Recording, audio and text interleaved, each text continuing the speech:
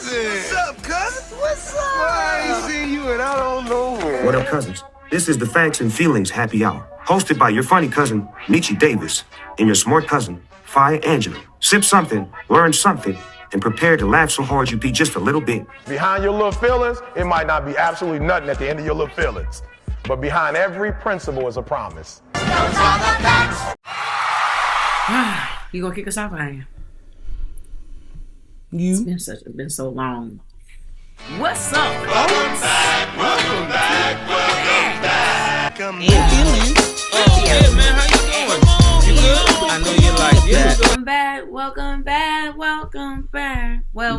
I should hit him like that. You know we like it. Mm-hmm. That's how the intro gonna be. That's how we're gonna come on. You know you like that. All right. I know. I was invested. What's going on, man? We're happy, so happy to be back here.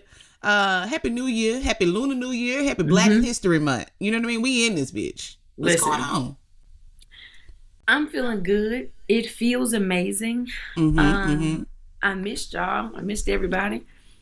New Year. It's the same me though. Everyone's. It's the same. It's the new you. It's the same me. The changes. It's not my gun. You said you done made some changes already. I mean, I'm changing every day. I try to be. I try not to never be the same. Look at me.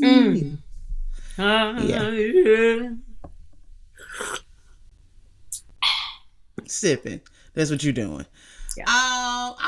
It's been a lot going on in the world, and I'm trying not to let these folks fearmonger me into a panic, because the Associated Press just put out something. Is it a verbal gaffe or is it a sign of trouble? What's a verbal gaffe? Yeah, I don't know. Who said that? Who said that? The Associate Press, AP.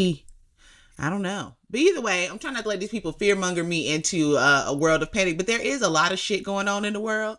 I think people need to be conscious. People need to be woke, as it says on my hoodie. I agree, but this is the thing. This is the thing for me. So there's been a lot. I know you've seen people building the bunkers. You seen them?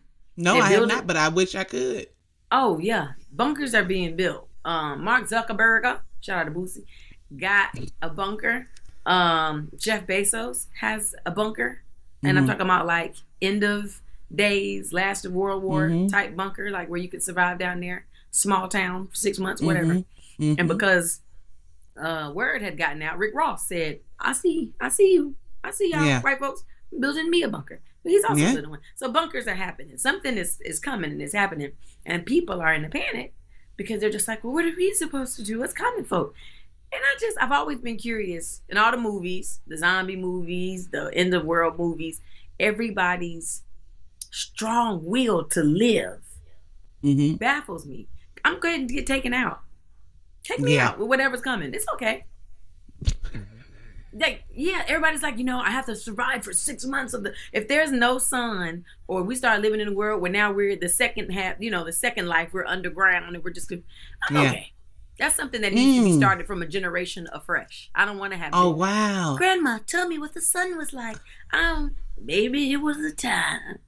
Yeah, take me the fuck out of here. It's me. That's me. Let me tell you who don't want to die. I don't. And so I have really, I'm talking about really in general, I have a distrust of shit. But that terrible movie, I'm not saying it was a good movie, but Leave the World Behind. It did plant some seeds in my head. And I have told my wife, like, okay, I've been going down this doomsday prepper, you know what I mean? Like prepping for the worst kind of thing. Like, we need to get a bug out bag and keep this bag in the car. And my wife is like you. Well, anytime we watching The Walking Dead or something like that, she be like, let me tell you what I'm not going to do. Be on the run. And she was like, I don't know what you think you going to do. Yesterday, I was trying to walk fast and I was doing so with a limp. So. Oh, you're dead. I'm dead. Damn. And you trying to live through it? Something. I'm allergic to the woods. So the moment we got to get out our car and I'm on foot, but I'm going to try. Just don't. But I constantly think, okay, for real. Okay, just walk me through it. No, for real. You don't really, but you don't. But just listen to me. What you're becoming, and this is it. I want y'all to see now. See. Because you see me, I'm probably the one that can climb the trees and run through the woods and jump high. Yeah. And it's you who want to live, and you need help, and you falling, and you sick, and you sneezing, but it may or may not be the zombie thing. But we all got to check on you. We don't want to kill y'all. It's y'all who want to live. I don't want to die. I got a strong will. No, fuck that. And all you gonna do is be a burden to somebody who cares much about you. Let me tell you something. I put it on my fucking New Year's resolution. I shan't be a burden when this shit come tumbling down. No, for real. Okay, for real. Here we go. Walk me through it. This part, if you don't understand what we're talking about doomsday preparation. If you aren't in the part of TikTok where they telling you that the world is coming to an end any day, now stay out of it. It's not for you.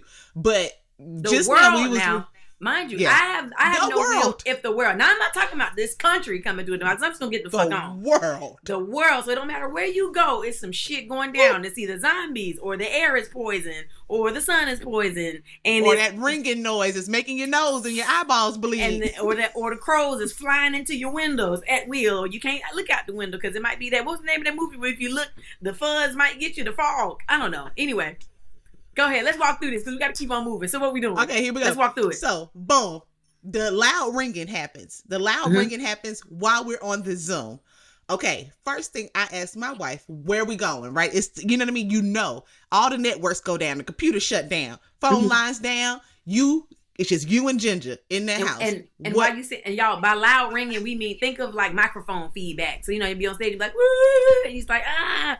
But that's just like, amplified. Everywhere. So go ahead. Okay, so if you're not familiar, Google a EMP, electromagnetic pulse that can be, it can happen, right? Okay, so let's think about this. EMP, look it up. What you doing? Right in that moment. Because you said me and Ginger, so I'm probably gonna have to get her together because she's the animal and she's gonna be so that's gonna take a second for me to figure out how to move with that. And so now, boom, I got to figure out dog headphones and then me head because we got to block that out or I don't know. So I got headphones in, boom. So now we always listening to because I'm happy it belongs because we need motivation now. So yeah, let's go. Where you headed? How much gas you got in your car right now? Can I use my phone or I can't right now? You don't have phones. How much gas you got in your car right now? I got enough to get me to my mama. I'm going to get them. Okay, you got to go get your parents. I got to go get them. They can't be by themselves. You worry about Mel and her family coming? I have to pass through her to get to my mama, honestly, so I can stop along the way. Stops? Do you know how much traffic there? Okay, you got to. Okay, you feel the compulsion too. Okay. Yeah, I got to stop. I ain't no way I'm like, I passed her house to go to mama house because, granted, she do have her own family, but her boyfriend is very much in line with doomsday prepping, I think. Okay. So I'm not so much worried about her as I need to get to my mama and my country as both my country as parents. And then when you get there, where y'all going? Or you staying there? You hunkering down? Yeah. So back up. I'm taking from here because I got what I need here. And I might go there. I don't know if I'm hunkering down there. I just need my daddy because he's also a sharpshooter like I am. I don't know what's coming. Okay. So I might get them and come back. Yeah, I don't know. Because where are we going? I don't have no bunker. So there's nowhere I'm going. Like, we going to hunker down in my neighborhood. That's, to your point, is exactly why I don't think, number one, so if this happens, I have started keeping a full tank of gas in my car.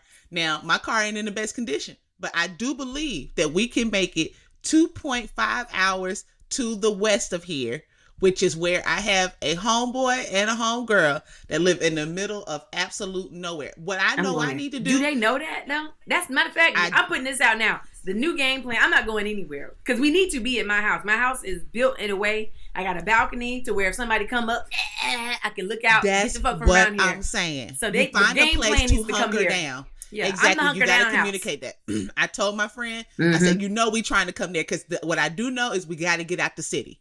I cannot be in a city this populated. So, and then of course not in this townhome living that we're doing now. It's too much. The gate don't even work. You see what I'm saying? And you can't trust everybody.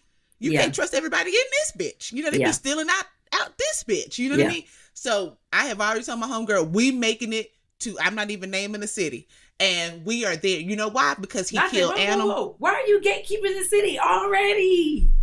You're sick. That's why your ass don't and notice, I ain't said I'm trying to get to nobody. I done got married. I told God it's me and that girl.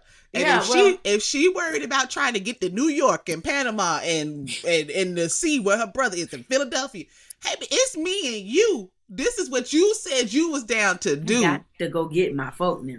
I ain't got no folks to get. Okay, my brother. So easier to say it than done. You notice I ain't said nobody. You ain't got nobody to get to. My parents is still here. I got to get their ass and their assets. My parents aren't liabilities yet.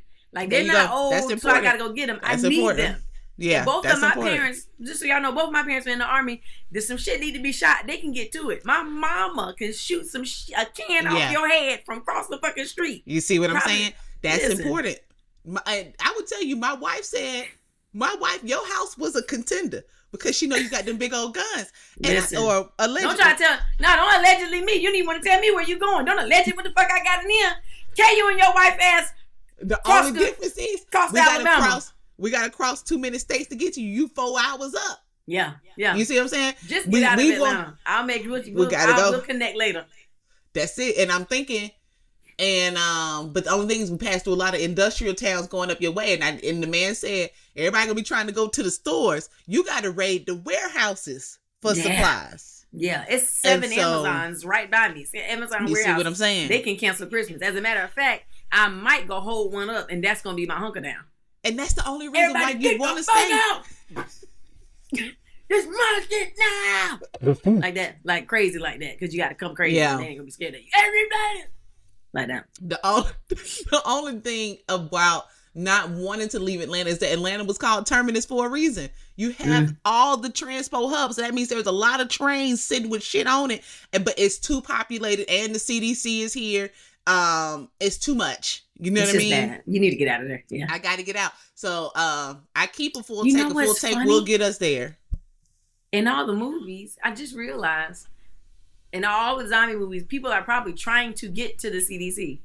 So in all the movies they're trying to get to Atlanta? It's not. The plot is bad. The plot. When I'll tell you, this is the moment I realized, why would I live in a city with something that's important in it? Because when 9/11 happened, I thought, okay, where might they hit next? And I was like, oh my God, everybody was like, we got the CDC here. So if they want to take away any research we're doing on diseases and communicable diseases, they would just bomb that. And the whole COVID slipped out in Wuhan from a lab like a CDC place. So if they wanted to do, I'm not giving nobody no ideas. Anybody that thought terroristic thoughts, they already. I don't know if they're thinking that though. I don't think they're thinking like, let's shut down their CDC. I don't think they're thinking like that. Disease warfare is the next step. It ain't gonna be no fucking hydrogen bomb. It is on the digital networks and in communicable diseases. But it ain't gonna come through the CDC. It's gonna come through a spirit flight. All right. Oh, I don't mean bringing us a disease. I mean destroying the research that we have, but everything in the cloud. Yeah. But destroying any physical research that we have that can combat diseases. All right. But let's keep it rolling. Let's keep it rolling. We on Black History Month. What's going on? Yeah. So do you have Black History Month? Harambe, everyone. Do you have any Black history traditions, things you do in your house, intentions? Like for me, for example, I'll give you an example. During Black History Month, I try not to have white people on my television. Now, I so happen to live in a life where I don't see a lot of white people on a day-to-day basis. If they do, they just periphery. But I try not to watch anything that has, I just want to watch Black stuff. Let me speak in the affirmative. I watch mostly Black-centered content during Black History Month. That is not my normal day-to-day. If you're a person that only watch Friday and Martin and Cosby Show and whatever else, Tamara Hall and all that stuff on a day-to-day basis, and this ain't nothing new for you. But I really kind of go back into watching the Black classic movies, like hood classic movies too, sitcoms and stuff like that. Do you have any traditions, something like that? No, I don't actually. And I am one of those. I am a day-to-dayer. I'm pretty much watching Black. You win it all the time. As just background noise, it's probably a Black show. It's probably that's all I need. My simple thing, a family. You don't know what cares for me. You don't even know. You don't know what's happening right now. My favorite girl that runs. Wow. Okay, that was a later season. That was a later season. So maybe I can give you. Ooh. Ooh, you just heard something. Just tell me what. Here I come once again. Oh, Jamie Foxx. Okay. And I can give you that one. The other one was if you kept watching the seasons. He got. I thought it was like Sisters or something. All right. Oh, when he was working at the ad company. When he was working at the ad company. Jingles 2000. It's okay. But I watched that. I watch black stuff all the time, so that's not nothing. And I don't really actually have traditions. I think you should get some. I guess, but I'm real black you on the black day to day. 365. I am, but not hotep. But I'm black 365 so much so that it would be difficult for me to think of like what can I do. It would need to be something like active, like taking a like maybe actively finding a nonprofit and participating heavily in the blackness of it or something like that. Gotcha. I saw that. So there's this lady on TikTok, and her mother is 90, and every day her mom is showing people how they used to have to do stuff back in the day, because I think of course people honestly, when I'm talking to children back in the day, to them is the 90s and the 80s. For sure. And so she's showing stuff like how they used to iron, and she got all the little irons on the stove, on the fire, and then she, heat them irons up. Then she tap one of the irons on some cedar, and then run the iron over the fabrics until it get cool. Then she grabbed the other one, but the cedar apparently helps, I think, coat the iron. And so it runs over the clothes more smoothly. Gotcha. Yeah, and it gives it a nice scent. It's like a little lemon starch. I love that. And I said, wow, because I don't even own an ironing board in this motherfucker. You know what's crazy? Me either. Yeah. But I have in my defense, yeah, I have an iron out. A good iron too. That nice balanced weight on it. You just can't have. You have somebody hand you an iron and you be like, bitch, like what is this? Supposed to do with it? Like the hotel iron. Yeah, you could just swing that bitch. Like you got my iron will require a little. It's substantial. Yeah. But my laundry room is set up in the way where I don't know. I got like a whole countertop. Put the towel down like you've been doing. I was about to say, since you don't have an ironing board, where do you iron? On a towel. So happy Black History Month to everybody that got an iron, but not an iron table and ironing board, and you put that towel down, and be careful with that steam in that towel, because that'll just get your clothes wet. Listen, you see what I'm saying? But you know, ironing board meant to wick moisture. That's what it do.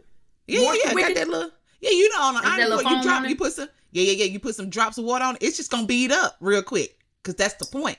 To take the steam and let it go through the clothes. You see what I'm saying? So happy Black History Month to everybody that got an iron, but not an ironing board. And special mention to those of you that don't have an iron, and you put all your clothes in the dryer for to let them toss around. Yeah. It's not the same. Every now and again. Let me tell you something. We're aging out of it. Matter of fact, what age do you think, like who you think is just not ironing anymore? Like it's even some of us that are just not ironing. But like generation after us, I don't know if they're going to iron no more. Yeah, let me tell you something. You think I ain't never seen my wife pick up an iron. She was born in 92. She ever since I taught her how to put a wet cloth in there. Does she know how to iron? Like if you gave her, not even just like a t-shirt, because you got to iron that iron. We used to iron my daddy uniform. I used to love to get that crease in my t-shirt. I was an ironing fool. I ironed my daddy military uniform, so I can iron, baby. We had to crease that and put that and fold the pants, make it crease down. Listen, I don't think she said her dad used to iron all their clothes for school. So, but who you got? Happy Black History Month to who for you? Who you got? Happy Black History Month to everybody that knows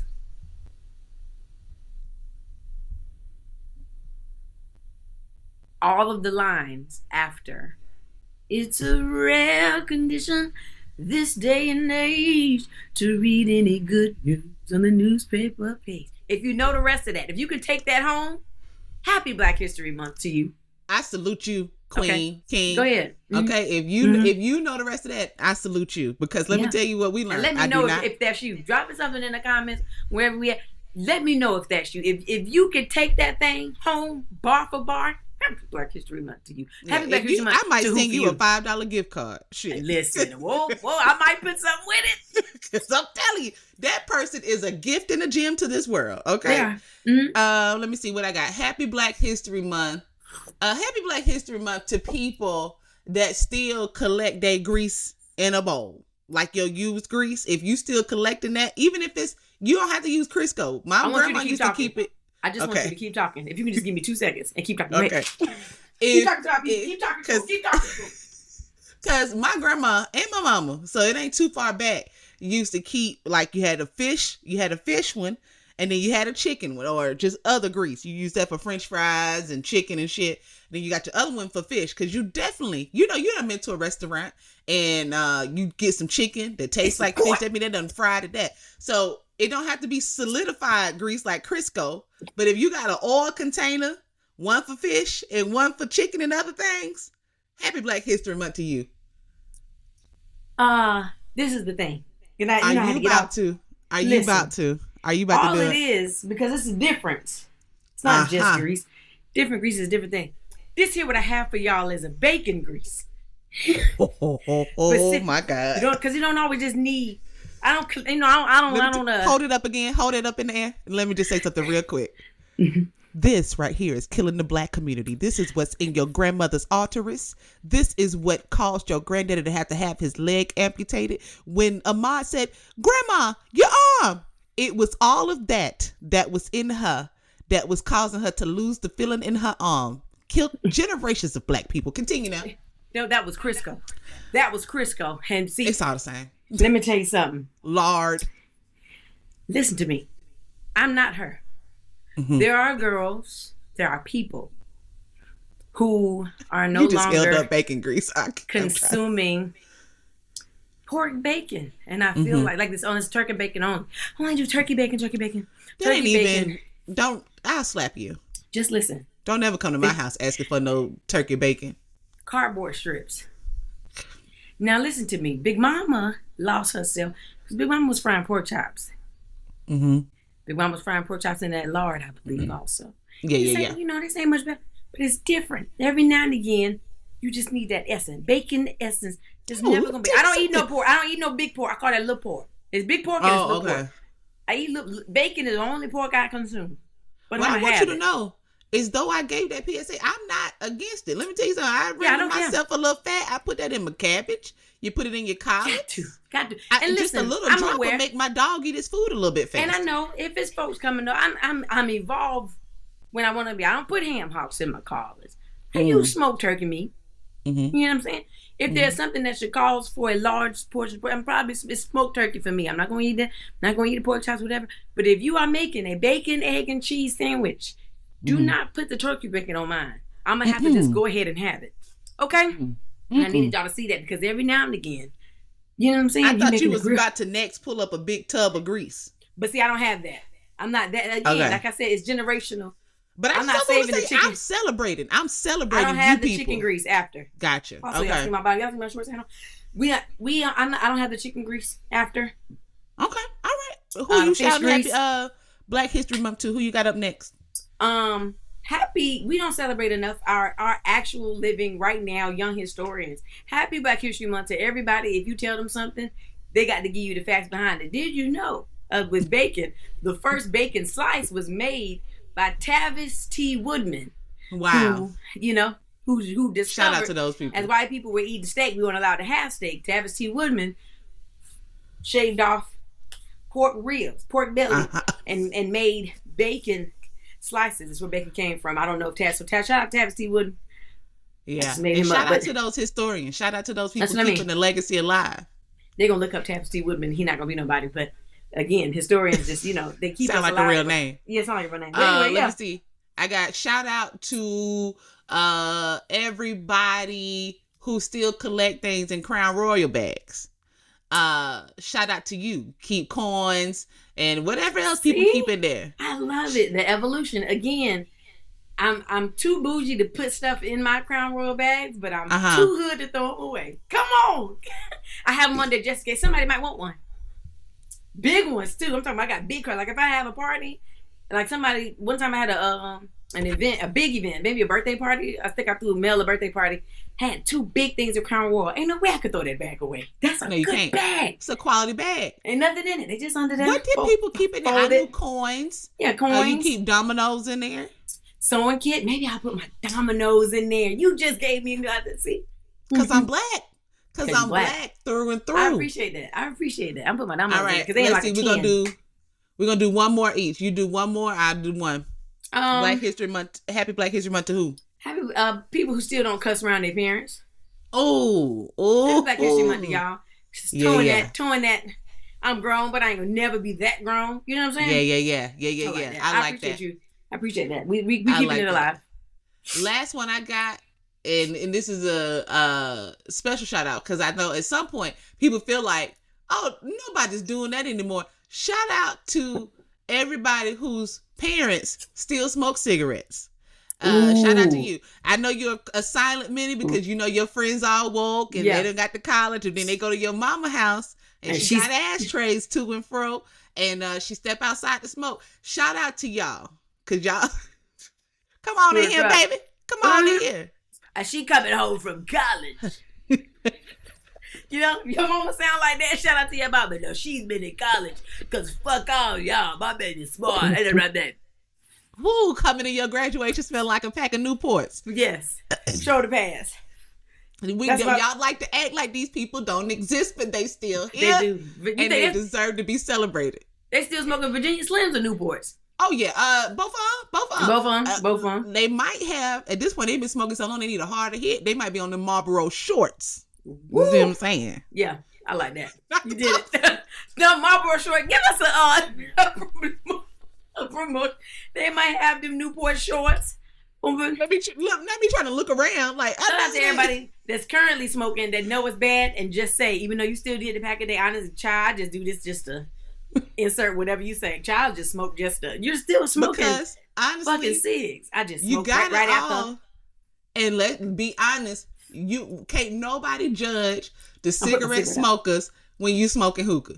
It's just flavored. Don't act like you better. Don't act like you better. It's worse. They say these. You are good at that. Do it again. Yeah, that's it. That's a bong. See, I know a bong when I hear it. That's a bong you doing. No, that's how that hookah, when you get to pull it, you just don't hear it because the music be loud. You be hearing let me tell you something. Let me hear the trend. Get me.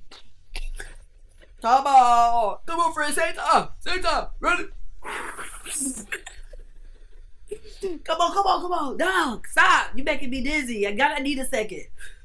Hurry up. Get your second back. Okay, ready? What we gonna do? Just so look, go into it slow. Okay, ready? Go, whoa.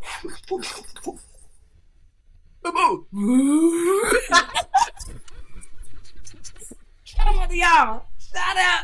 That's it. And I got to get a good picture because it's got to be sexy. Just let it come out. Most of y'all look stupid. Y'all be blowing your smoke. So. Yeah. You look stupid. Came out. And they be thinking, I need a big puff. Nothing comes out. I gotta do it again. Give me a second. Just give me a second. You leave it home with a headache. Migraine head.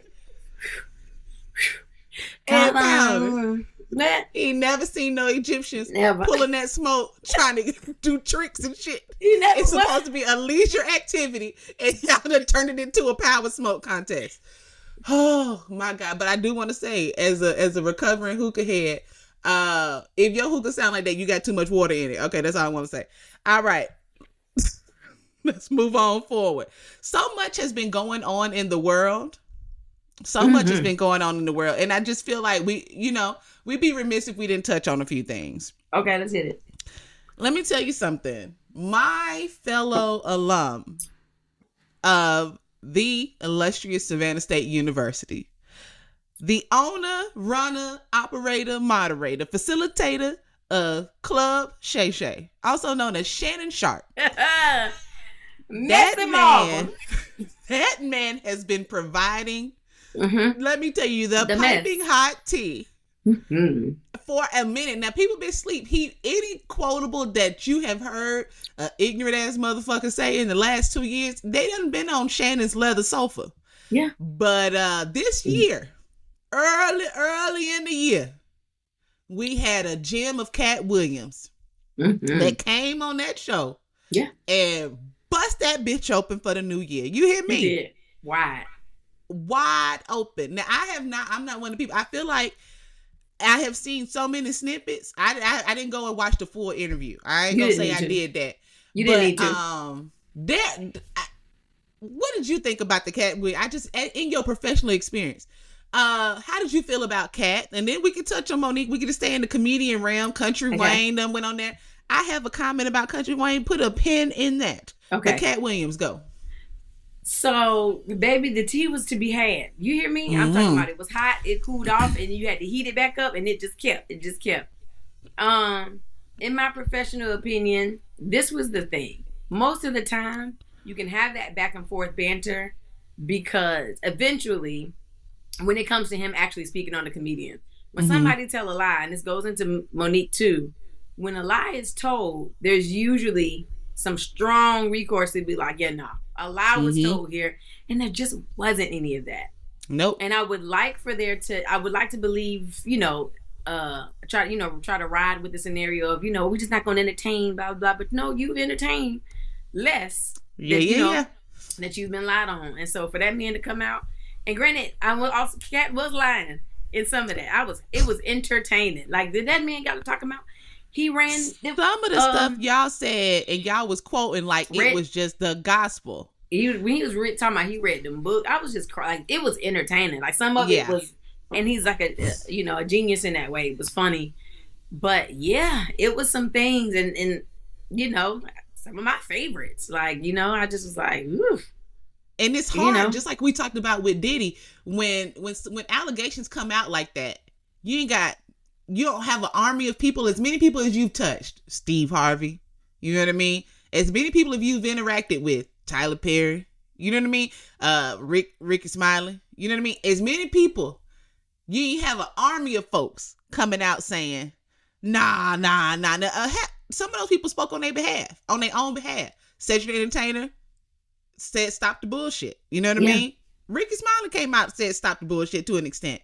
But, shots were definitely fired. Shots were fired. Shots rang. Like, they rang out. Just rang. Yeah. But again, And most recently, Monique was on there. Yeah. Now, I will say, I'm not gonna hold you. Whatever storyline Monique and her husband are running and have been running since the Netflix thing, I'm tired of it. I feel like I keep seeing the same reruns of the same thing. Now, I respect Black women. I respect Monique. I just want, at some point, if they aren't giving you what you want, and I will tell you, I have pulled so far away from the conversation, I'm not entirely sure what she wants at this point. Like, she's calling people out with the intention of what? Letting us know that these people are terrible and that they're gatekeepers, as if people don't know that every industry has gatekeepers. I'm sorry, they're not letting you in. It's fucked up. They're not letting you in. It's fucked up. Maybe if you stop calling your husband daddy and let him infantilize you on the internet, maybe people might take you seriously. But if you want to say that this man made you the woman that you are and you want to hang your hat on that, I'm sorry, sis. People have pigeonholed you into that. You are an amazing actress. You are a funny comedian. But when you come with the other antics, the other insights to your life that we just don't need, and for me, it's mostly that weird shit with your husband. I don't know what it is. I'm telling you, we talked about this before. That Mariah the Scientist, baby, are you my daddy, or daddy, are you my baby? That shit is weird. And you get put in the category. So this is the thing. I have two things here. I have two to your point. There is there are two things happening. Monique has a point, right? And when you said like what which she wants, is because what? I actually watched it. Okay, what does she want us to know? She wants us to know that not only are there gatekeepers, which we do know, she's saying the powers that be actively will maneuver in a way that could keep not just anybody, but specifically Black people down, I guess. So I think that what she feels is that it don't matter. Her thing is we're Black, right? It don't matter if I like you. It don't matter if I'm your favorite. It don't matter if I'm doing something, whatever. If we Black, we need, and you're the power that be, we need to not do anything to hurt each other.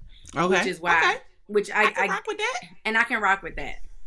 And so that's fine, which is why, that's her, the thing with the Tyler Perry. And, she unfortunately got him on tape.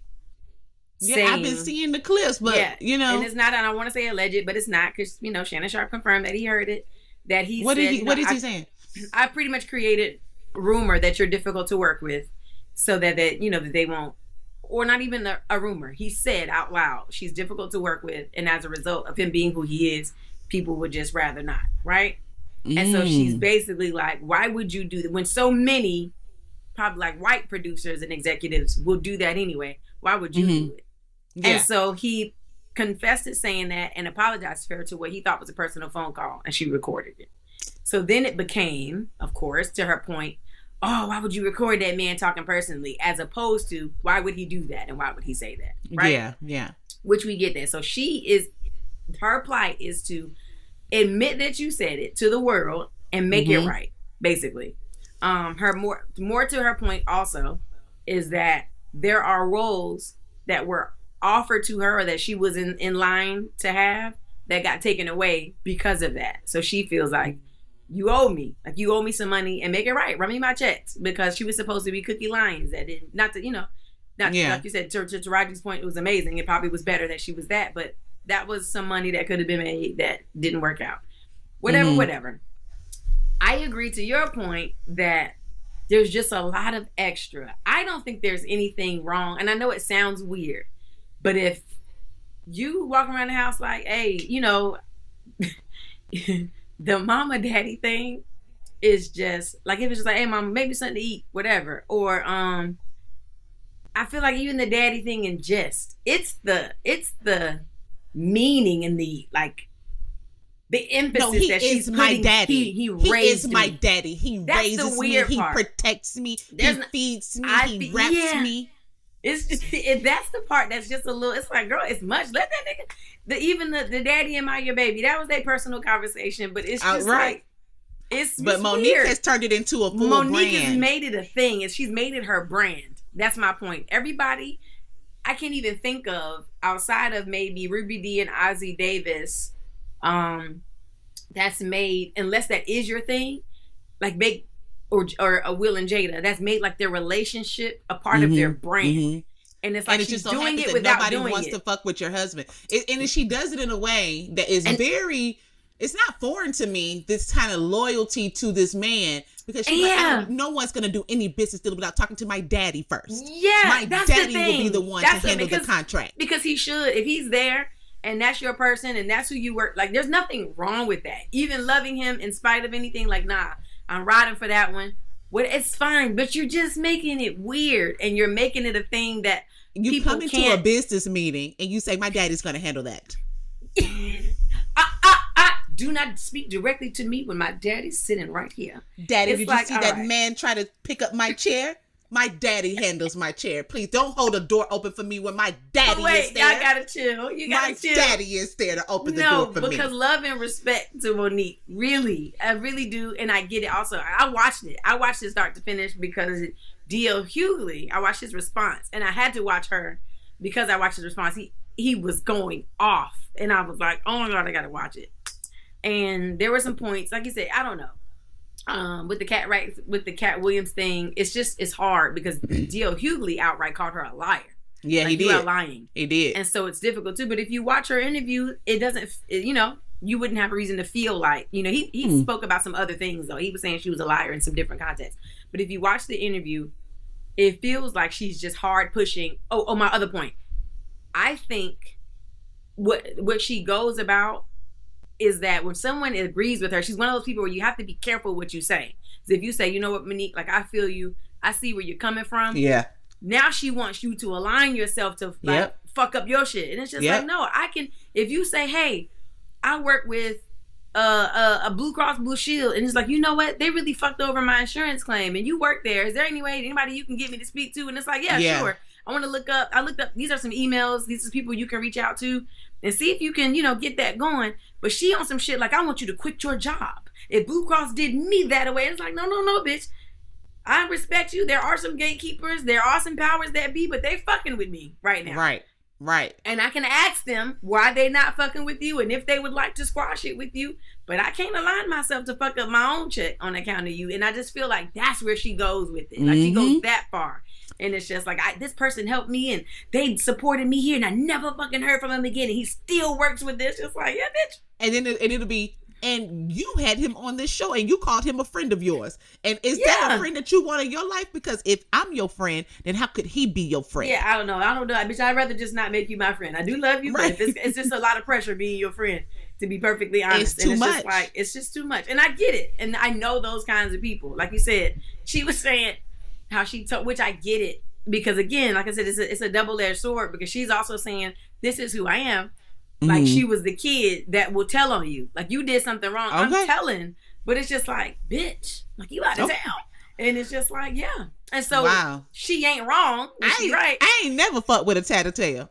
Right. I couldn't stand a tattletale ass person. It's a tattletale. It had, as she sees it, I'm standing on morals. She like made a thing where she, there was a lady, and I don't remember the names exactly, but she was confiding in Monique, telling her that I'm pregnant. I'm telling this nigga it's his, but it ain't. And Monique was like, oh no, the fuck you not. I told on her. And I'm just like, but granted, the person needed to be told on, but it's just like, damn, I'm just not, I don't know. I guess. Okay. I wanted to be clear. Believe black women, but at the same time, is it money that she wants? Tyler Perry, just give it, how much would make her feel better? Is it 10? Is it 10 million? Is that how much? Like she want the opportunity cost? And if Tyler's not willing to give her the money, then we just got, okay, let me ask you this question, then I'm gonna move forward.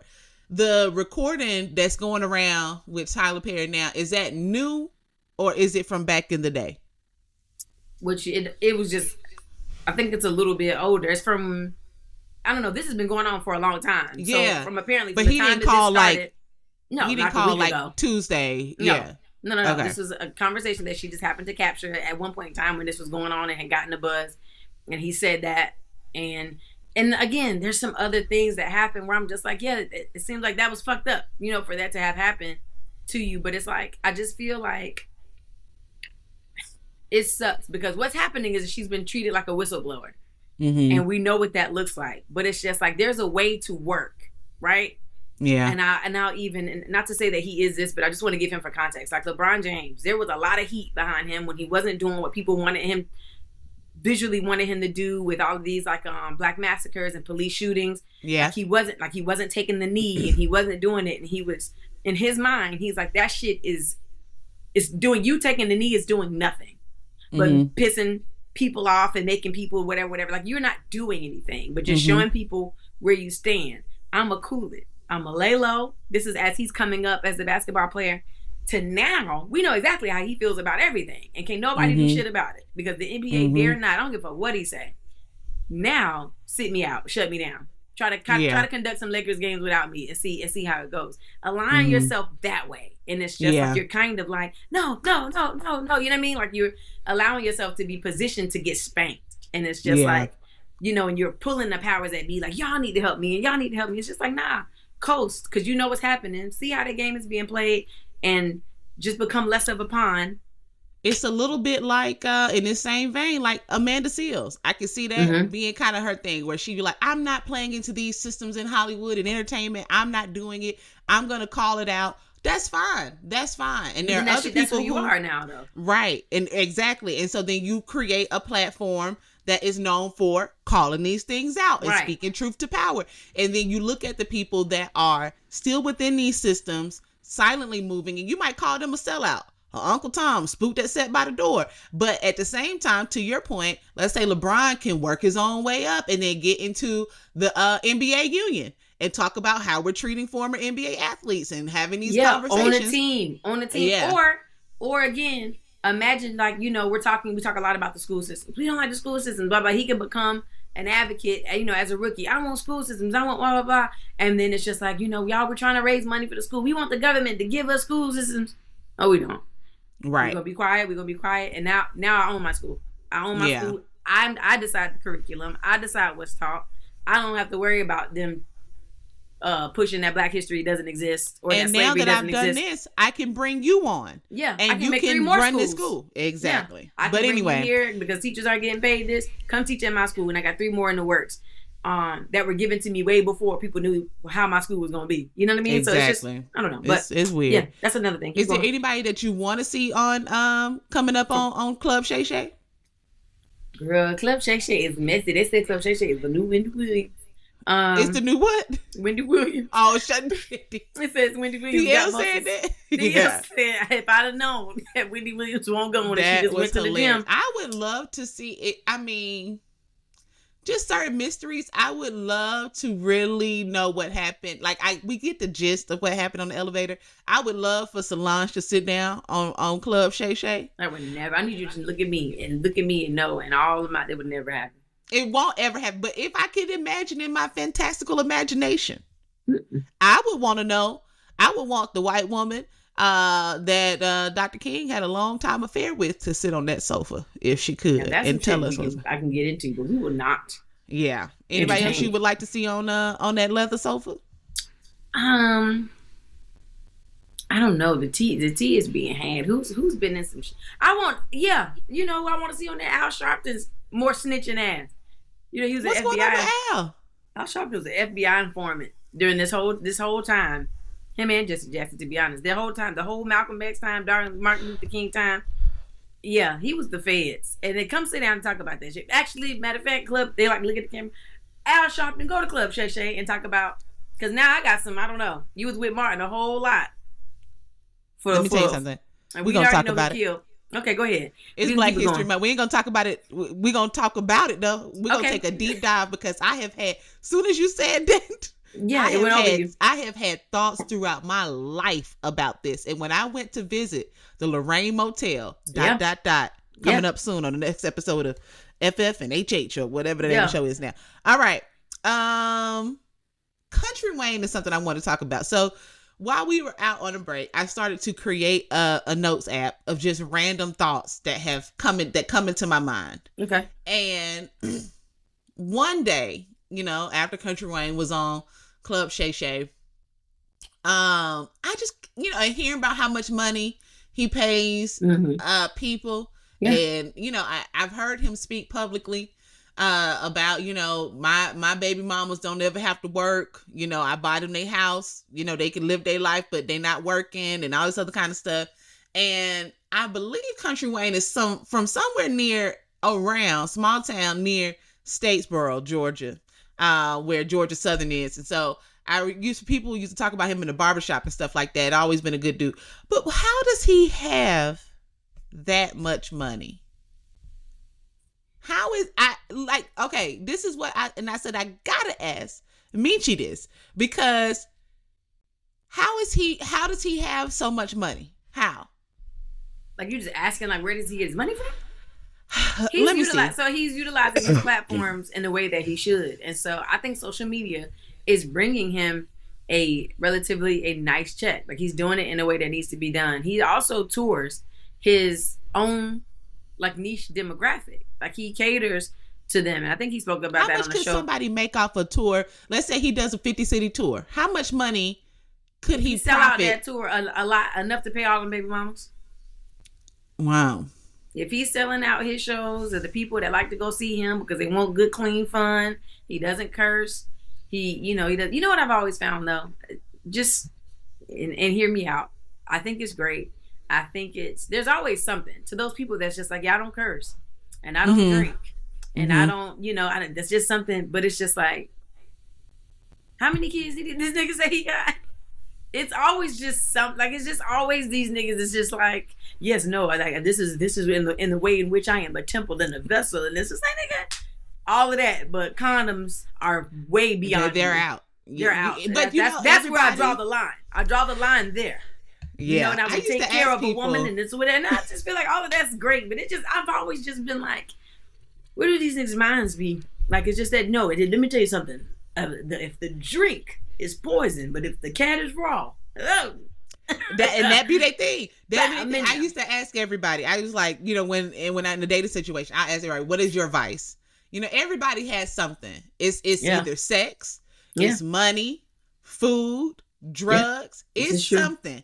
And so it's like, obviously, Cat loves to fall into some pussy meat to meat. Okay?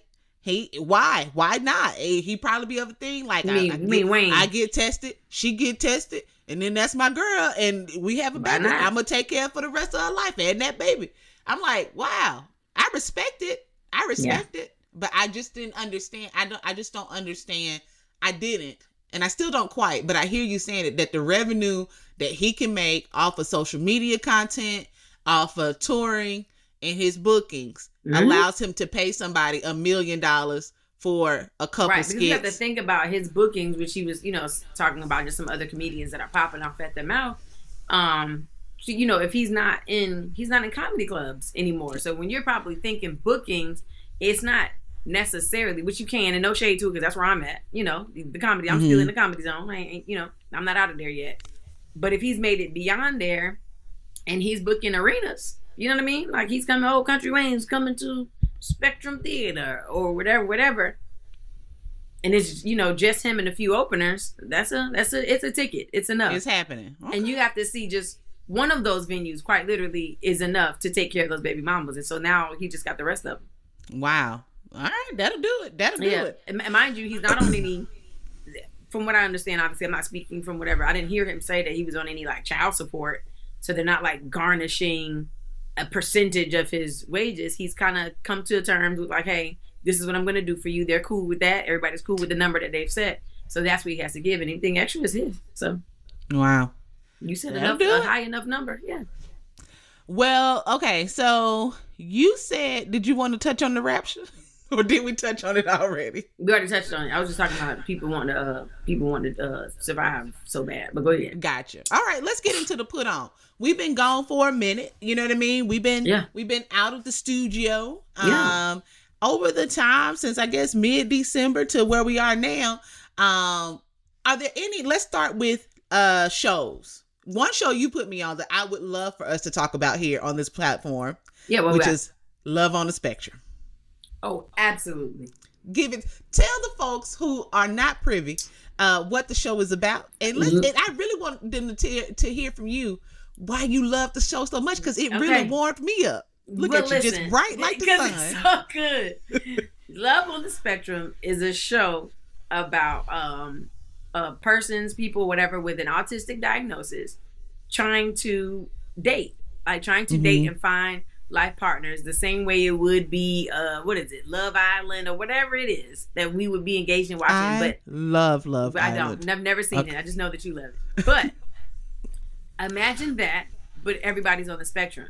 And the reason I love it so much is that because if you don't know much about autism or the diagnosis in general, and please understand it's very blanket. I'm going to give a very blanket statement, but why I love it so much. Very blanket because it is a very, very, very, very, very diverse, and it could be it could be nuanced. But as a blanket, one of the traits can be that they just kind of have a flat affect in the way that it just removes them from the bullshit. When we go on dates, we have this conscious, mind twirling thing of I shouldn't say this, or let me not present too excited, or let me just chill. You know what I mean? Like our cool keeps it. They don't have that. So if you pull up to the damn date and your hair look crazy, they don't have the the capacity to pretend like the shit look nice though. It's just I hate your hair, but let's keep going, bitch. And that shit sends me. Okay, yeah, I probably would have chose something different for a shirt, but hello. And bitch, I love it because it's so raw. Or to the opposite of that, they'll be like excited, like on the date, and they just have these spurts of like, I'm really happy to be here with you, and it's just like, yo. How many times have you been on a date and felt that, but been like ringing at the top of your head, like, oh my god, this nigga, this girl could get it tonight. Yeah. If it wasn't for if it wasn't for you needing to keep your cool, and baby, I be cracking up. I love it. I would love to have. I started watching. You see, you said you would love. My favorite character is Danny, because Danny's autism. Danny knows what the fuck she Danny knows what she wants. Danny wants a nigga with and even recently she said she's open. She wants a person with Okay. a animation check. You gotta work in animation. You gotta work in animation, and you have to be having a check doing it. I feel like, to be honest, she wants you to have your shit together, but she's not even quite like, you know, we can pretend. See, this is that pretend again. You could come and be like, oh, I'm a dentist and I make quite an amount of money, and I can pretend like, oh, okay, that's nice because the money's nice, but I really want that check to come from animation. And that's her face say it every time. They be like, oh, every time. Yeah, I work at the store. She'd be like, are you doing anything in animation? Are you doing anything? And then she says, I don't think this is gonna work out. Immediately. This motherfucker don't know nothing about anime and animation. I love this show. It is so pure. I think, to me, just like you said, just the raw honesty and just the vulnerability of being like, I really hope I can find someone to spend the rest of my life with who will love me forever. And I'm like, isn't that, I mean, we all feel that. And I think Sam J, we talked about this, Sam J in her comedy special talked about, like, we use the wrong words for the wrong people. People that are on the spectrum who we used to label many, many years ago before we knew what we knew now, the R word. They were like, really? The people that are the R word are your people that actually know better and continue to do wrong. The people who are on the spectrum are just honest. They be like, why you got that thing on your face? Oh, okay, you were born with it. You want to play video games and move on. We be the people that be like, ugh, trying to sneak around and look at it. But I will say my favorite people on the show, I have been following Abby on TikTok before I saw on Love on the Spectrum. And Abby just did a video on TikTok where she was cussing. She was like, I hate this fucking rain. I saw it. And then they were like, and she was like, and I'm an adult and I can use cuss words and it is fine. And she's like, so much fucking rain. And I'm like, I get frustrated like that all the time. And just the appeal of being honest. Tanner and your boy, what's his name? I'm trying to look at the list. The poet who was like, steady my beating heart. Listen. Y'all have to chill because that man is so honest. This show it's just like literally the raw honesty. I love all of them. And dang, I lost my train of thought. Oh, Abby. Abby said to her what's buddy name? Said to her man, her boyfriend, she liked lions. Maybe Adam. I like lions. They're my favorite animal. That motherfucker showed up and took, because whoever his family is paid enough, took her to Africa to see the lions. For the safari. Because what else would you do, though? Like, we get she so said fucking what caught she up. wanted. Like, I like lions. These are my favorite thing ever.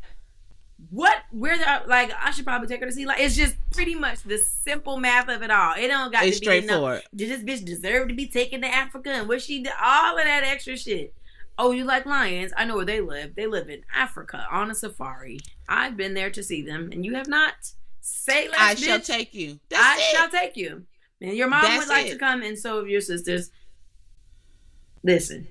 Come on. When that buddy was on a date, when Tanner was on that date with that girl, and he was like, do you like animals? And he went on to name all the animals that he liked. Couldn't stop I like gorillas. I like monkeys. And then the date coach had just said, give her a chance to talk. Tanner was so excited. I like monkeys. I like walrus. I like lions and then flamingos. And he just going on and on and on. And I was like, come on, Tanner, please ask her. And when he said, and what animals do you like?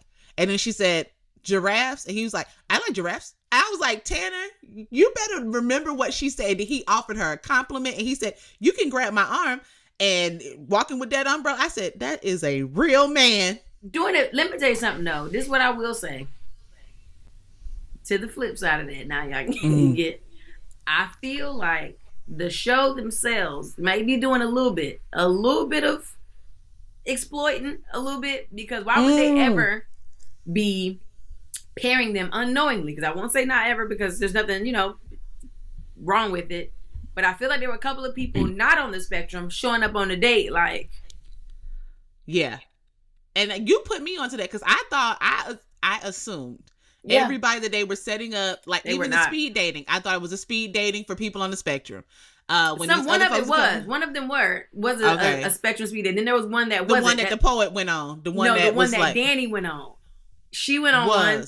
Was not. That's why people. She said that nigga showed up and she was like, "You are the Black Panther," and this nigga was looking like, Yeah, you are reminding me of the Black Panther. And this nigga was like, what kind of shit you into?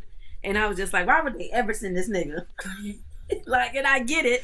It was not He was something like, that your you need shirt to looked shop. like the Black Panther. Yeah. He was like, yeah, I like the Black Panther too, Wakanda forever. She was like, yeah. This And she's like, motherfucker- do you do animation? He was- Immediately. But my thing too, I was like, why was that nigga even there? Danny said, are you familiar with autism? This nigga, yeah, this something you like grow into, or you get get this nigga out of here. Yeah, it's something you grow into. Now I heard something like that. Get this nigga out of here. I want him off. There's just a couple of them. Like the second, if you made it to the second bitch that Steve went on a date with. Which one is Steve? The one with the deep wave? No, Steve is the one that wear the older cape? one that sound like Mr. Rogers. And he'd be like, "Hello, I'm Steve." He sound like a pool toy. No. When they went to the park, where were they? Abby, no, they was like walking around. Not the first lady with the black hair. He goes on a date again, and this bitch is like Russian. She's not Russian. She's she Polish? said it. Is she Polish? No, she's like from damn, I don't know if she's Lebanon. I don't know where she's from. I forgot. But this bitch is prime and ready, and she's making Steve very nervous. She keeps everything she says. She be pretty much down to fuck, and she be like, "Yo, whatever you want to put it, Steve, you can inside of my throat." I was just kidding, but not. And it's just like he's just like, "Bitch, yeah, this. Would you like to touch my ass? Maybe. Okay, maybe not, but you can if you like." And it's like Steve is gonna go tell his assistant, and his assistant gonna be like, Steve, like, she too fast. Steve was like, maybe not her. She's a little forward for me. I was like, get this bitch out of here. Trying to give Steve this pussy. Anyway. Listen, when the boy with the deep wave, when the man with the deep wave went on that date with that black woman whose hair was into her eyebrow, was that lady on the spectrum? What a man with a deep wave? The white man with who wear the cape. Yeah. Oh yeah. He told her no immediately because she wanted kids. Well, because she said on that date they hadn't even got their water out yet, and she was like, "Yeah, I want to have kids." Like, was she on the spectrum? No, I don't. Maybe. No, I don't think she was. Okay. Or maybe she could have been and just been, He, as soon as she said it, he was like, he was like, "Well, I don't want to have kids." And I think we should just be friends. I was like, that's it. Just be honest. But like hard honesty, because and again, us off the spectrum, how often do you keep dating somebody? This bitch done said she want kids. You knew strong that you didn't want no kids. Why you going any more dates? Yeah. That nigga said, I'm talking about, it threw his whole shit off. They was talking, having fun, and she was like, yeah, because I would love to have kids someday. He was like, that shit rung a bell. He wanted to take her home immediately. Yeah, but I don't think they got no food. If you watch the episode, that water is the only thing on the table. He was like, well, I think it's getting late. Yeah, it's getting kind of late. She probably was like, damn, bitch, we just pulled up. Yeah, but it's late in the state. Talking that shit. Enough of that. Take you on to the house, bitch. Take you on in. But love on the spectrum is good. I've been binging The Good Wife. I've been going back and watching. So that's not a new show. But I want to tell you, there's a new season of Love is Blind that's coming out, and I know how much you enjoy that show. Is this one based in Charlotte too? I don't know. I saw one coming out. Where the people are in Charlotte. Now they did have there was a picture that came out maybe like a month ago that had like some of the people that are gonna be highlighted, and it did seem to be more Black people than usual. So if it was in Charlotte, that would make sense. But I'm looking forward to it. This is always good, clean mess. And I will tell you, the last season was so trash, they hadn't even done that follow-up. Normally it'd be like the show, and then you'll get the second season. It'll be like where they are now and dating life. They hadn't even done that. They said, okay, it is a wash. Damn. And so they starting with a new batch of people. I also watched, this is on Netflix. It hadn't come out yet, but they were recording it some time ago. The Circle. Have you ever seen that? Yeah, I have. And I've seen it, but I don't like watch it. Somebody put me on before, and I think I watched the episode. We got to get into this new season. I hope we should watch it together and discuss, because that show is always funny to me. But anyway, there's a new season coming out. What you been watching? The morning show on Apple TV is such a good show. Great. Such a great show. You got Apple TV, watch the morning show. Yeah. It didn't take me more than one episode to watch, but if it does, take you more than one to get into it. At least watch 3. Yeah. Did you really watch good. The season where they covered COVID? I watched everything. I'm done. I'm caught up. It's amazing. Can we just take? I'm so glad we're here. Can we talk about? So that I don't remember the episode number, but the one where the old white studio exec had made that comment, and then she did the interview with the black woman that she made the comment about.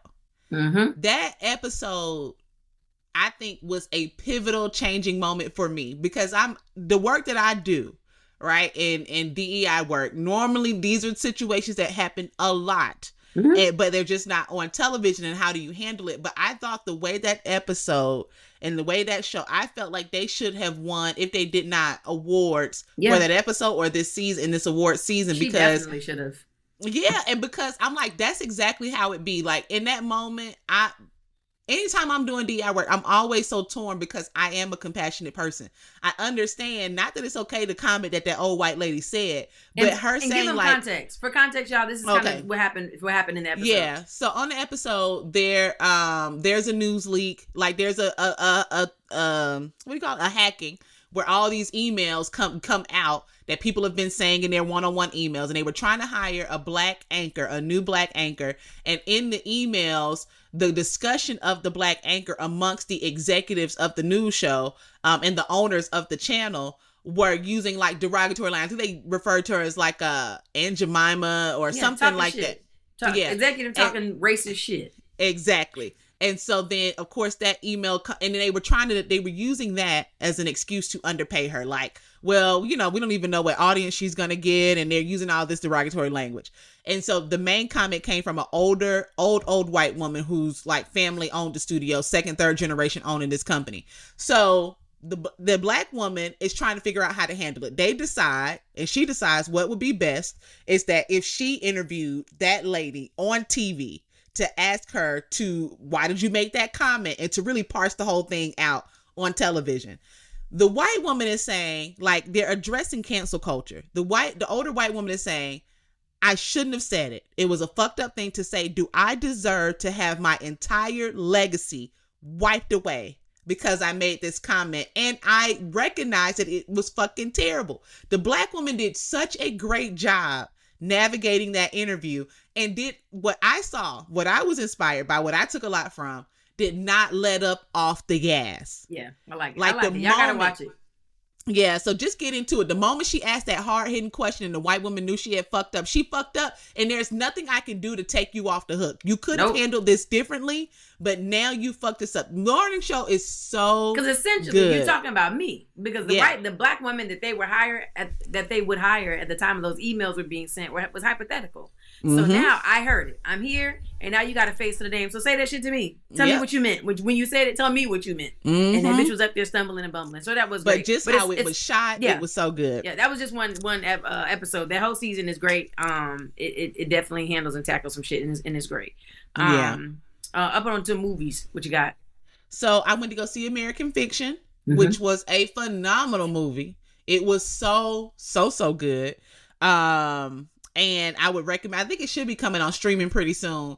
So please check it out. Y'all see, it's the movie with Issa Rae's in it. And then, what's his name? Timothy Wright. Yeah, Timothy Wright.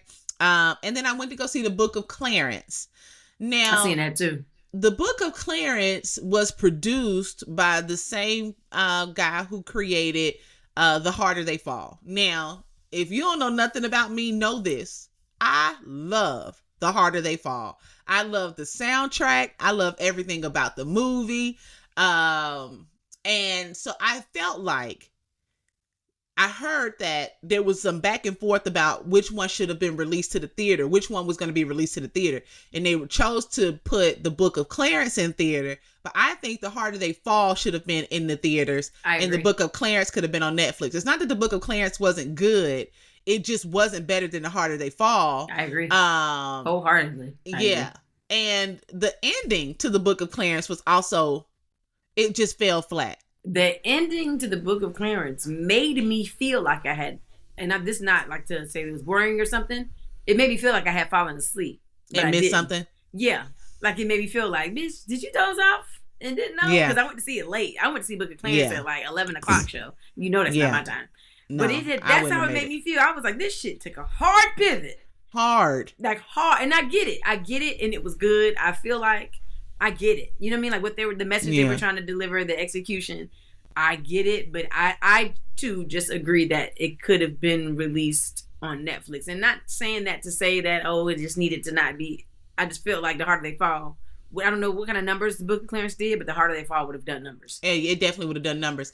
Because if you had, the Book of Clarence tried to borrow and kind of do some calling in of the Passion of the Christ. Now, also, if you don't know anything about me, I used to watch the Passion of the Christ every Easter. Right. And just to be affirmed of the sacrifice that Jesus made as the great intercessor in our lives. That's a lot. My dad used to watch the Ten Commandments. He watched the Ten Commandments. But it'd be like when the Pharisees ripped it and they said the Mashiach. Like that's how much I was watching. So when they showed this, like when they started with the nailing of the hands in the cross, I thought, we're going to see all of this on a black body, and the way that they had, what was Joshua? So on the book of the Passion of the Christ, Satan is walking through the crowd watching Jesus be beaten like that. And on this one, they had Joshua doing that as like his good friend. And I'm like, maybe I just need to read some think pieces about it. Yeah. It just seemed a little unnecessary. I'm not gonna say they lost me, but maybe they did.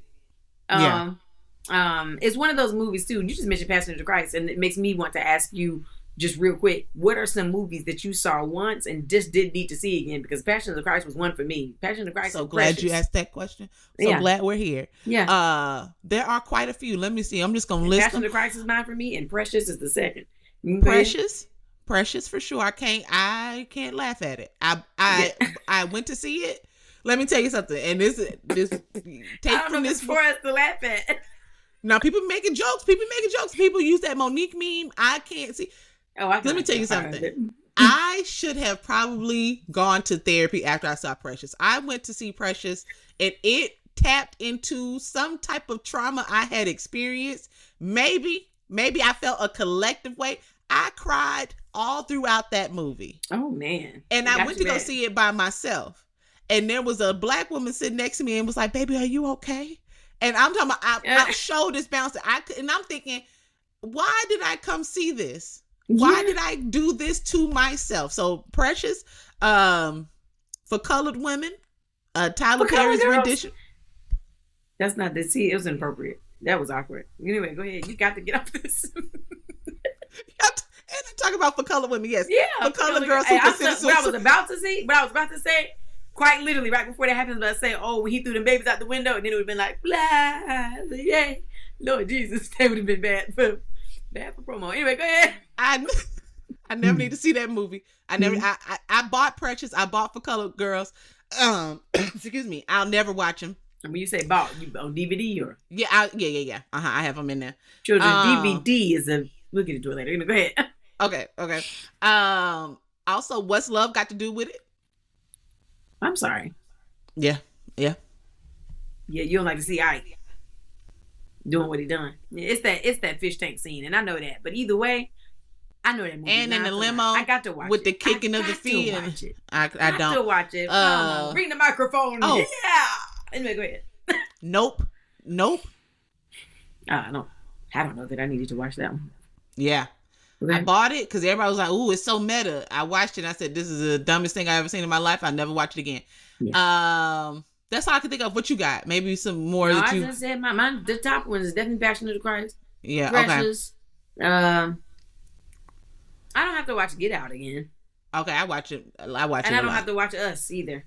Yeah. Tamika can do that scene where Lupita comes in by the fire. Mm-hmm. Like, she can do the voice and she knows it verbatim. And sometimes we're just in bed and she'd be like, "I was a girl." Yeah, she can do the whole thing. Do that. Yeah, it's terrifying. Yeah, she can do it. That's really but wild. Anyway, so I went to go see Book of Clarence, American Fiction. Any movies you went to check out in this in between? Nah, not yet. I still got to check out American Fiction, and I also need to check out the new Mean Girls. But okay, nothing happened yet. Oh, I saw Barbie. Oh, yeah, in this time, and that was a good movie. That was a good movie. I know there's a lot of emphasis on conversation. Good, and I've heard like mixed reviews. I'm gonna watch it though. I'm gonna go see it. It came 1,000 times. Yeah, I think I went to go see it in theater. Now I think it's coming up in conversation now because of the award season and who should have won and who wouldn't have won. But I think if you take that pressure off of it, it's just a good movie that has a good message in it. But yeah, I think that's about it. All right, we got the music. You ready coming to get into up. music? Let's come on. Yeah. I think we got to talk about Megan. The Stallion. Megan Thee Stallion. Let me say something. And you gonna stay on this long because we ain't trying to keep it. But long and short, I want Nicki Minaj. I want her to just just go ahead. What you wanted to do?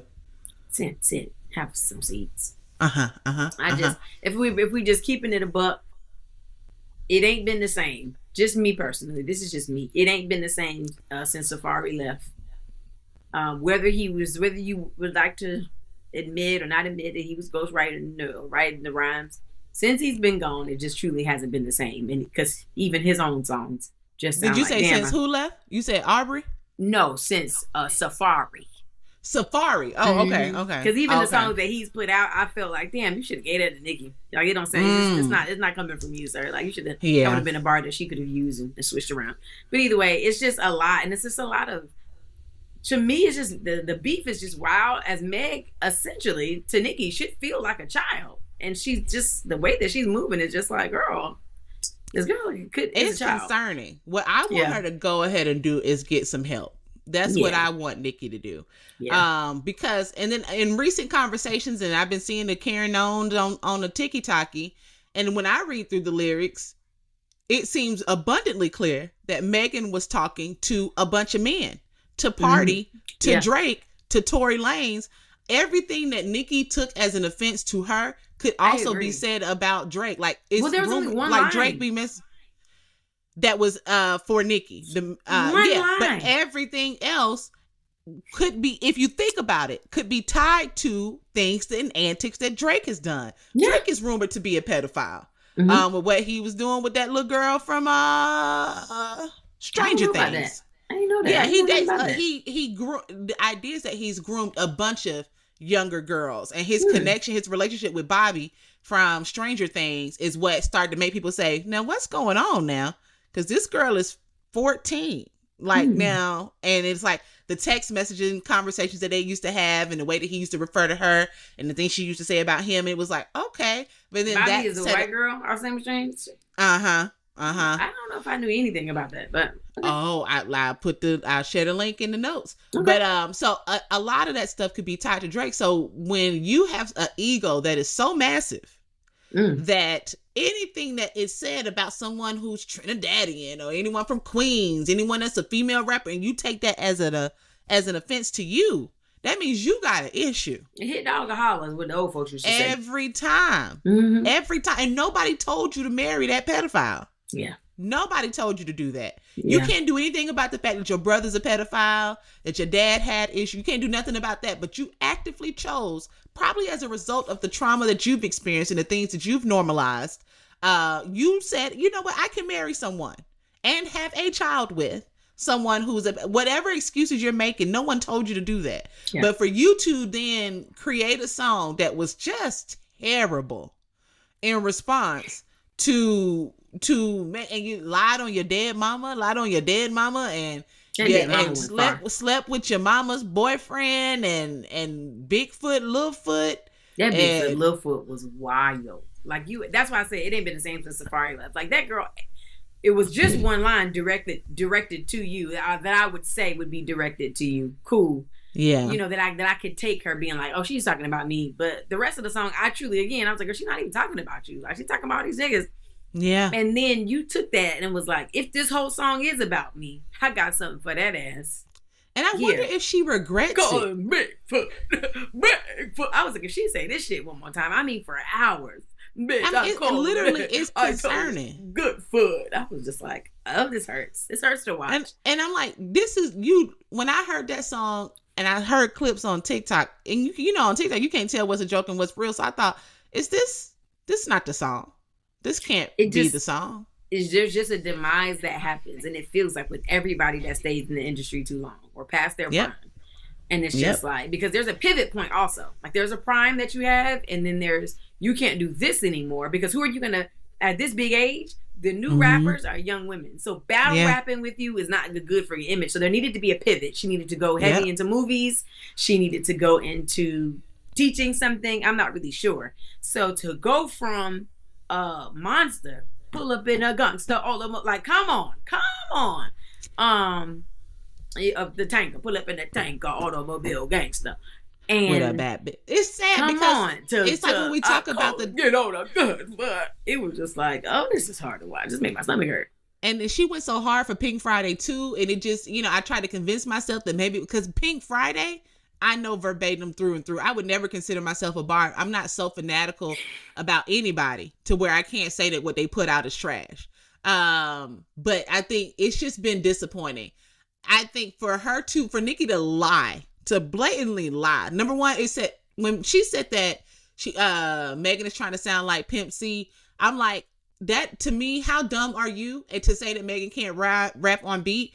Megan can rap on the beat, through the beat, double time, 3/4 time, maritime. She can rap all around it. And for you to try to make fun of that and then almost use that her sounding like Pimp C as an insult, it says a lot about what you don't know about music. And it goes back into the stereotype that people from up north feel like down south rap is jibber jabber, and they don't respect it. All the way back to the days where Outkast said the South got something to say, and people up north, and even people sometimes in the far west, could not accept Southern hip hop as credible, as something that is substantial, even though Southern hip hop, Atlanta hip hop is what runs the scenes right now. All your favorite rappers trying to sound like that. So Nicki saying that is just showing that card that I don't see Southern rap as valuable.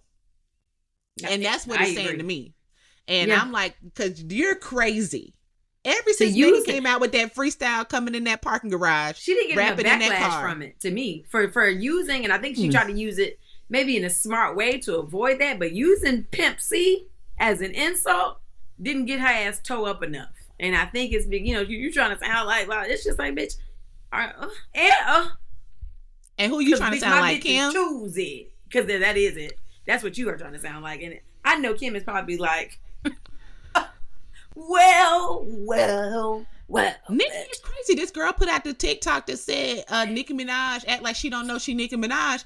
And Nicki Minaj, and that's a compliment, right? That's like a compliment. Nicki Minaj was the first one in that comment. And bitch, who the fuck are you? Girl, that's when I saw that. And that response to that let me know that is deeper than this. There are narcotics involved. So we can't, there's nothing we can do. But and I know what drug Nicki gives you that like she ego. Don't know she Nicki, and you respond and saying, bitch, it's just like, okay. And I want to be clear, that girl went on to explain. That girl said that Nicki act like she don't know that she's Nicki. She said it's like having the queen of something come down and talk to someone who is looking at them, admiring them. Like, Nicki, you are a big pop star, biggest pop rap artist that we've ever seen. You don't have to do this. And so the girl just didn't give that one line, because maybe you take that one line and take it. I don't know how, but maybe you do. But then the girl went on to explain it, and you still Nicki put multiple comments under that girl's page. Yeah, she missed it. It went over her head. Fan. It's okay. She was that again. That narcotic can do it to you. So moving on. Time. We don't have to stay here. Super Bowl coming up. You got plans? Eat a Wayne. Drink a beer. Eat a Wayne, drink a beer? Yeah, do the things. Okay. Wait for Usher. Oh my God. So I'm going to You think that's what he going to open with? Oh yeah. With some. Okay. I did it again, so. Yeah, It's gonna open with some flash compilation, and then he might go in situation. I think he's gonna do some flashes and in there. That's my bet. That's my bet. That's what I'm gonna bet that. What if it's acapella situations? It is. Will arise, and then you get a little silhouette like Michael Jackson in our lives, but you gotta be smart about it. Look at me. Yeah. Stella, it's gonna happen. Yeah. And then he's like, and let's party. And then he come out there. Yeah, that shit gonna be Yeah, I'm it's excited. happening. Have you started listening to his new album? First of all, that song, A-Town Girl? No. Oh. The one with him, so funny, with him and her. See what I did there? I do like that song. Is that Kissing song. Strangers? Hold on, let me go to No, not Kissing Strangers. Can't Risk It All. Risk It All. Risk It All. Risk It All. Yeah. Risk It All with him and her that's it. A-Town Girl is so like the spin on the Uptown Girl. She's an Uptown girl, and then you put Lotto in that bitch. Yeah. I was like I said, I listened to it last night. I was like, it feels like a love song, and I love it. I haven't gotten to the bottom of the album. I've only gone so far as I'm on track 9. Listen to I haven't listened to most of it. I think I made it to that one. I have her A-Town Girl and the one with her. One of the ones with him, her Whisk It Off. Gotcha. I gotta hit the rest. Yeah. What you got for me? So Super Bowl coming up. Who you got on the game? So here's my thing. Obviously, before Taylor Swift was a thing, like she's making me like be annoyed with the Chiefs. But I would have put my money on the Chiefs, but something is feeling like the 49ers might take it, to be honest. Ooh. But my money's on the Chiefs. But something is telling me the 49ers might do a thing. Okay, because the Chiefs are the favorite, right? Because they've been to the Super Bowl, won, the last however many.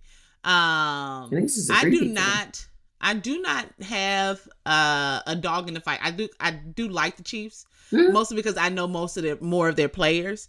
But I really be into the Super Bowl for the commercials, and then I'm the person, if we're at my house, we go back and forth between that and the Puppy Bowl. Which, for those of you who think I don't fuck with dogs, I do think the Puppy Bowl is adorable. And I love watching. You never heard of the Puppy Bowl? I haven't. Oh my God. So the Puppy Bowl, oh my God. Okay. The Puppy Bowl is during the Super Bowl, every Super Bowl Sunday on, what channel is this? Animal Planet. They have like a football field, a little fake football field with all these puppies that are playing and running on the field. And they have like toys and all the... It's cute to watch. And they'd be like, look at, don't worry about it. Okay. So you say you go back and forth between the game, the Super Bowl, and the Puppy Bowl on Animal Planet? Uh-huh. Okay, cool. So, yeah. But mostly because I don't need to watch play-by-play of the game. Like, at some point I'm like, I get it. You know what I mean? And if it's a team, if it's a team, no, I do. But if it's a team I'm invested in, you know how you could do the channeling, the channeling channel? So but you don't do that. Bowl? You just go last. You go Puppy Bowl, football. Well, if I had a TV that I could do picture in picture, I'd be having both up. Okay. All right. Anyway. All right. Who would you have like? Let me just guess. Who would you have like to see? Who would you have like to see be in the Super Bowl? For the halftime or the game? The game. Oh, okay. So I fell for this whole. I really was into the Lions. I'm normally into whatever team is highlighted on Hard Knocks that year because that's when I get to know the franchise. I understand the player. Like Miami. No, does Miami have a football team? Dolphins. Yeah. Yes. Yeah. So they were on Hard Knocks. That's how you know. Well, that's fine. Okay. But I don't like them. Right. I can really fall in with the team franchise, with the spirit of the team. And the Lions, I like their coach and his rah, rah, rah voice. And then he was getting out there and doing push-ups and running plays with them. And I'm like, this is a coach's coach, a player's coach. He's doing it. So I was so disappointed. Yeah. When they lost that game. And I'm talking about my asshole was clenched the whole time. So if it was the Lions, I would have loved to see them in there. And then in terms of the West and what's that called? The NFC, whatever. I don't really follow them. All the teams I'm following in that other part. So, but the Lions for sure. Of course, I'm not even mentioning the unmentionables because just constant disappointment and despair. Yeah. Here in Atlanta. And yeah, that's it. I just wanted the Lions to be in there. Got you. I needed the Ravens. You wanted the Ravens. Yeah. If it could have been, first of all, if there could ever have been a thing, I don't know if for it to be the Lions against the Ravens. That would have been the blackest Super Bowl that could have ever been had. And there were some memes circulating of what it would have looked like. I saw that. That thing would have been a nasty thing. And they said the Detroit Pimps would have showed up with all with them furs on and them steppers and them gators. It would have been a thing.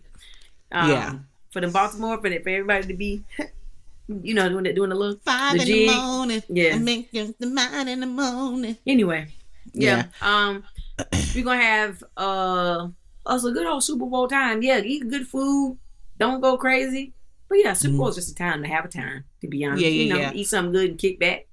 I'm going over to my friend's house and this is a little soft launch of a possible new friend group tomorrow. And I'm excited about that. I'm not team no new friends. This is a group of lesbians that shall be gathering. And I'm excited about it. We've been talking about the drink that we're gonna make. I've been growing lots of herbs. You want a lesbian Super Bowl party? Yeah, super gay. It's on my calendar right here. Super gay trash. Super Bowl kickback. Why it's gonna be trash? Who else coming over there? A bunch of them. Is it themed? Is lesbian themed party? Now what? Let's talk. What would that mean? I don't know. You just said super gay. Is that the name of the fucking party? Yeah, super gay Super Bowl kickback. Okay. So yeah, it's a good time. Why you say it's gonna be trash? It's not. It's just joking. I think you guys are gonna have. You guys are gonna have a. I hope it turns out well because I want a gay friend circle. Because I'm tired of being the only. And so I hope this works out, but I'm not trying to put no pressure on it. But if it works out, then this is going to be the beginning of something beautiful. I think so. That'd be nice. All right. Well, it feels good to have been back here with you.